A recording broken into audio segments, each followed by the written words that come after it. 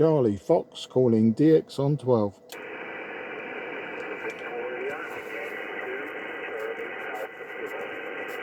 Okay, I've got Victoria Yankee 2, Charlie Alpha, and I think there was a kilo at the end, but we'll get that in a moment. My name is Mark, that's Mike Alpha Romeo Kilo, and I'm 15 miles southeast of the City of London, there in the southeast of England. I'll give you a report on the next over, but I think it's Victoria Yankee 2, Charlie Alpha Kilo. This is M0, JCF listening.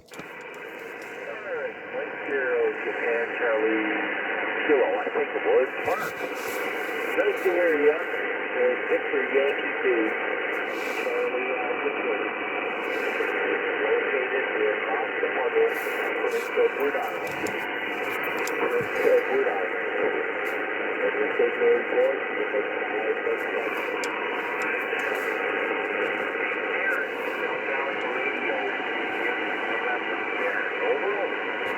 Yeah, Victor Yankee 2, Charlie Alpha Kilo, Mike 0, Juliet Charlie Foxtrot. A very good afternoon to you, old man. I know you're on Prince Edward Island, but I didn't quite catch the name, unfortunately. I'll tell you what's happened.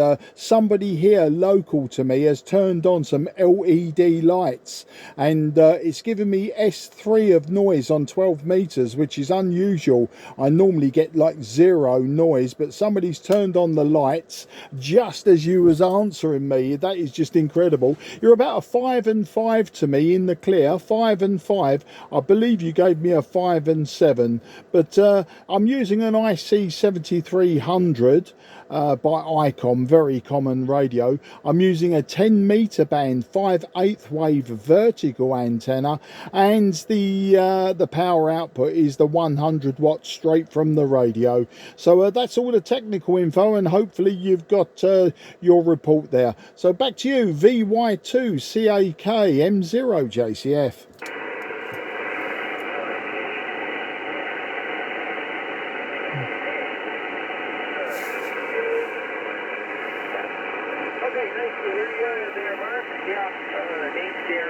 Delta Alpha Radio, India, November, Darin. And we're just sitting out here. We're off the patio deck. Running one of these Amazon radios, an Anytone Quad 5, November 2. Kind of a mobile, kind of a 10-meter rig, although it's got 12 in it. And puts out about 60 watts by what they say. And we're hooked onto a J-pole, up to the stand, up in the maple tree. Over. Yeah, a J-pole in the maple tree. I mean, maple, you can't get much more Canadian, can you? Absolutely fantastic. I know the Anytone 5555. I've owned a few of the clones. I've never owned actually that one, I don't believe, but I have had those radios in the past. And the 60 watts through that J-pole, absolutely doing a great job. Prince Edward Island, apart from I think Newfoundland, is about as close as you can get to the UK, isn't it? You're just there on the east coast of Canada. But when your signal comes up, you're coming above my noise, 5 and 6. It's a beautiful modulation, lovely audio tone from that radio. When you consider how it's made and what it's made for, you know, it's actually got some remarkable performance.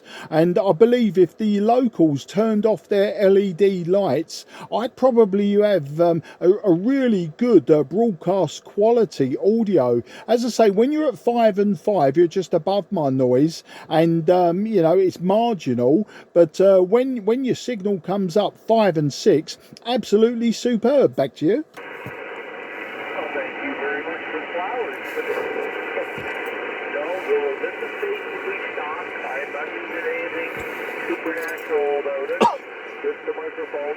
They use a condenser mic with these radios, and they're powered, of course. Power comes up to the cable. It's one of these, what do they use? An RJ45 jack. Looks like an overgrown television or telephone jack. And the power comes up through there to energize this mic element. So maybe that's the secret. I don't know. But yeah, I got this radio somewhere around Christmas time last Christmas, and I had to do a little. You have to open up the engine bar and you have to do a mod to get the 12 meter band to work. Other than that, it's just a 10 meter rig. But just a matter of sticking a wire, cutting the wire, and tucking it away, and then turning it on. Away you go. But I'm pretty pleased with it. It's a well, I had the engine bonnet off and said, where's all the components? So all the surface is out. It's not even getting the adjustment on. So I'll just give you the adjustment that way. Over. Yeah, well, it's working well. I mean, I'm quite impressed. Changing the subject and getting off the normal radio, I haven't spoken to too many Canadians so far this season, now that we've passed the equinox. And I'm curious, on the East Coast there, your weather conditions. I know further south, down sort of New York, New England way, they were having severe flooding. And knowing that you're sort of right on the East Coast there, just wondered, have you been, I know you're saying you're on the patio at the moment, but has the weather been kind to you, or have you suffered any flooding or any bad effects from the weather just south of you? Back to you.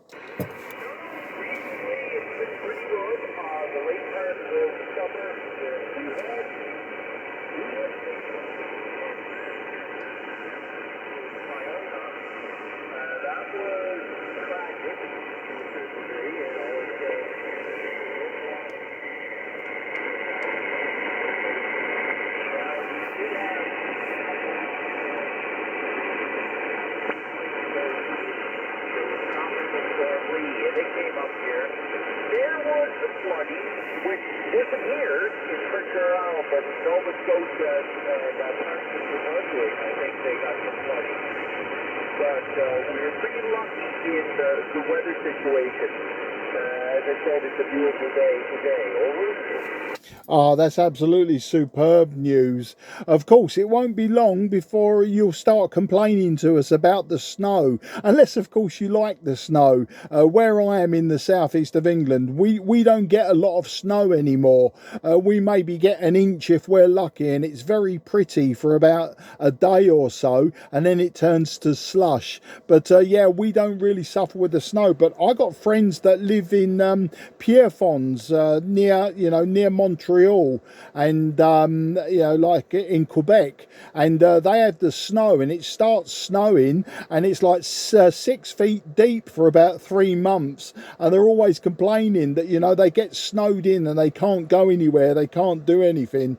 But I'd imagine closer to the coast you probably don't suffer with a snow so severely. I mean, I'm not really up on coastal weather of Canada and the eastern seaboard in the north, so but I'd imagine that it looks quite spectacular. I mean, we keep saying that we're going to visit Canada one day, but of course it's a massive country, and I'd personally like to do a rail trip from coast to coast. In just under 2 weeks time we'll be in Florida, so we'll be in the same continent but a lot further south, enjoying the sunshine. So yeah, I suppose it won't be long before you start complaining of the snow.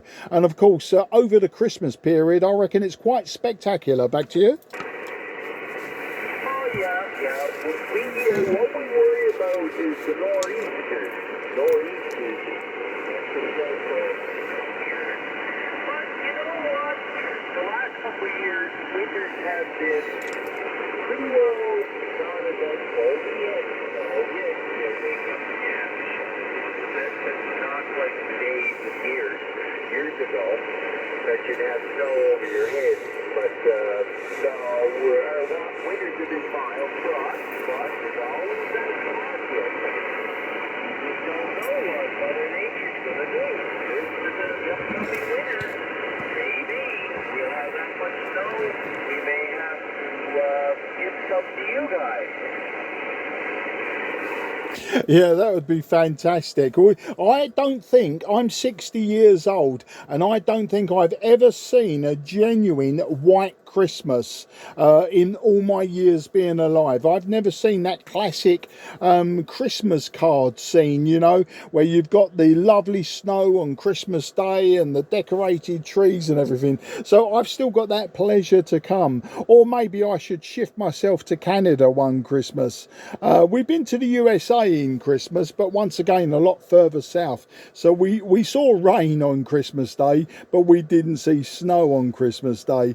You know, it just reminds me that many years ago, when I was a shortwave listener, I used to listen to Radio Canada International on the shortwaves back in the 1970s, and it was always really interesting around the Christmas period to listen to the English language shows beamed to Europe. And you know, I used to get quite a few of my letters as a schoolboy.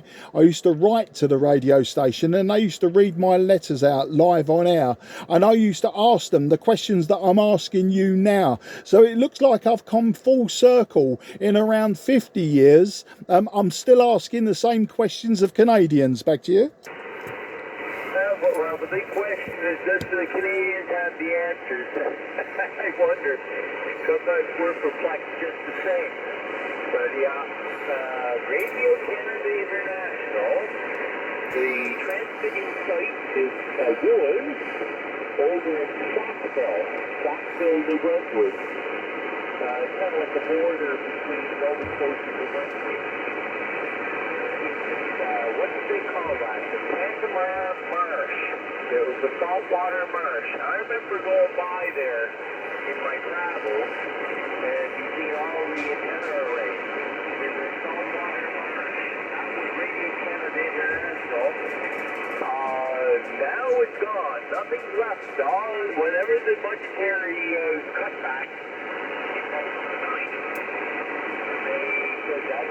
all done. It didn't take long for them to clean up the towers and all the arrays. Everything's empty now. Over. Yeah, QSL. Do you know what? I know exactly where those antennas were at Sackville, New Brunswick, because once again, I wrote to the radio station and asked, you know, about transmitter power, blah, blah, blah, and the antennas, and they sent me photographs. They were like photocopied photographs, but they always used to send me information. And of course, way back then, you know, I fell in love with the radio station. It was one of my favourites, and I got several QSL cards from them as well. And they used to do a really convoluted way of QSLing. You had to send them an international reply coupon. They sent you the QSL card blank.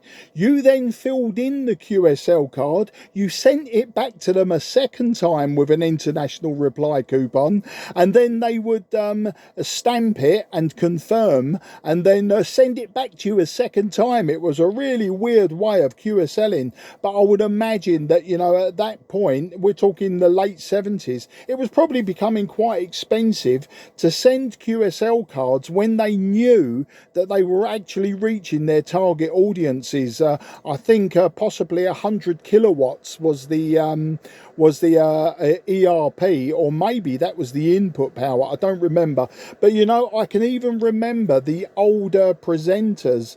There was Francois Borel. Francois Borel was one presenter, and the other one was Gillian McCormack. So Gillian McCormack was the other presenter. And of course, one of the interesting shows they used to have on Radio Canada International was the DX Digest by Glenn Hauser. And I believe that online, Glenn Hauser still runs the DX Digest. So, you know, 45 years after listening to Radio Canada International, I'm still aware that Glenn Hauser still produces the program that I used to listen on that radio show. Absolutely fantastic. Back to you. Oh, yeah. It was quite on the radio all years, almost international broadcasting. There's no rules. Radio Moscow, Radio Australia, British Broadcasting Corporation, Radio you switched into that, so holy smokes, you couldn't, the dial didn't have enough room. And yeah, and then don't forget the wood compass, the Duba, what was it called, from the Ukraine there. That was always coming in. And Radio Canada International, I do believe their head office, their main studios were in Montreal. I think in Montreal. But they sent the signal, the satellite link, the telephone link to Nashville there.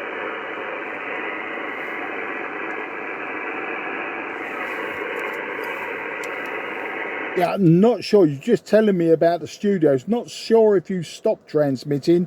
Your signal dropped at that point, and the assumption is you have stopped transmitting. Well, I always remember as well their ID, the ID for Radio Canada was something that obviously you're very familiar with. It was O Canada, and it was just those 4 notes, O Canada, and there's my poor attempt at singing O Canada. So you always knew that you was on their frequency, and one frequency I always remember, 15.325. So 15.325 in the 19 meter band. That was where I used to listen to RCI, as I say, a long time ago, and it's really nice to talk to someone that I can relate to, you know, that knew it. And on the medium wave DX inside, I used to listen to Q radio from Canada. Q radio. Now your call sign for Q radio was something like CJ something Q, and so they called it Q radio. Would I be right on that? It was a medium wave station from when I was medium wave DX in. Back to you.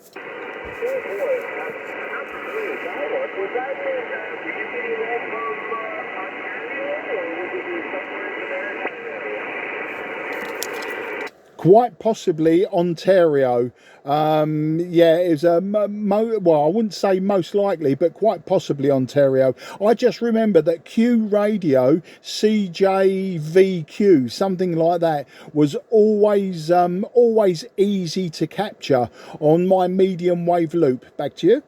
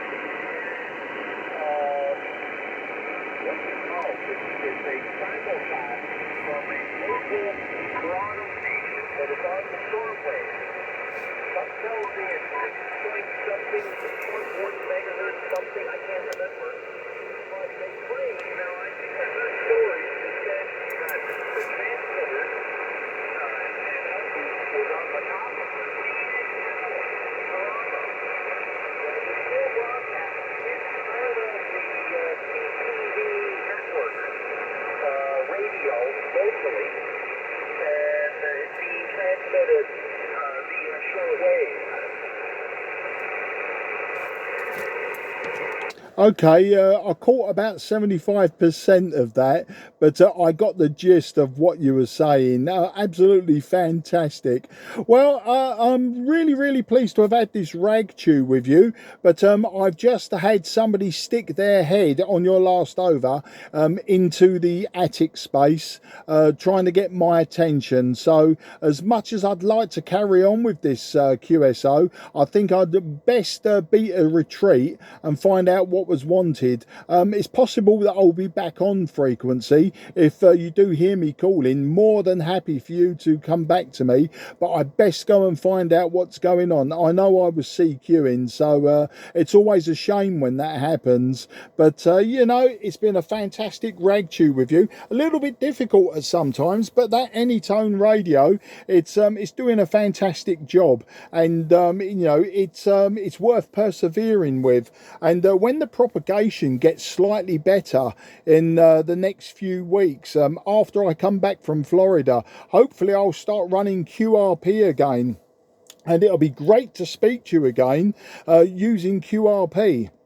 and normally I run around 5 watts QRP, so it'll be great to catch you again. But and I'll just say thank you very much for this chat, and you know, and the reminiscing as well from my part. It was really nice to you know, be able to talk to someone that actually knew what I was talking about when it's your side of the pond. So with that long ramble over, I will say very best 73 to you and yours, and look, I'll catch up with you soon, I'm sure. So you listen out for me. I'm always CQing on 12 meters, sometimes on 10. And no matter what the day or night, just jump in, say hello, and if you want to carry on, we will. But otherwise, I'll release the frequency to you, and maybe there are some Europeans that could hear you while I was talking to you, and maybe you can get a few more contacts on that Anytone and that J-pole. Absolutely superb. I've built a few J-poles myself, mainly for VHF though, not for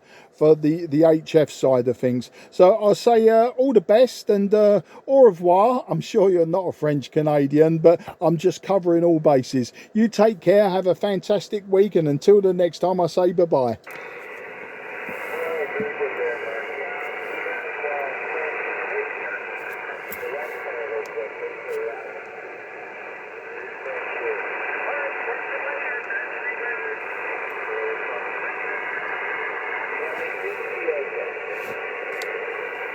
Thank you, and I'd just like to say this frequency is now clear for use. This frequency is clear for use. Bye-bye.